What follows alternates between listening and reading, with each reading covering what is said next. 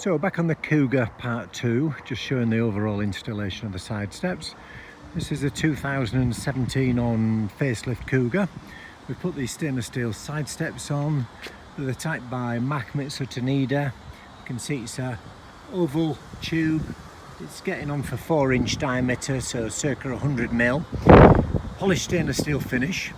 And we've got these black ABS tread plates on there. They're slightly adjustable, so they can either be pushed further in underneath the vehicle or they can be also brought further out slightly if you're wanting to use them as a step for elderly people or for children, etc.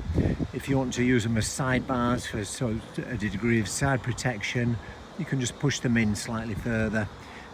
We've got a instruction video on there, part 1, that just shows the installation of them, how to fit them on the ramp, etc. You can do them off the floor or just jacking the car up a corner at a time.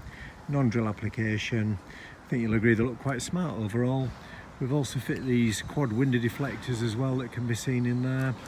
For further details, click the link below or see 4x4at.com. Thanks for watching.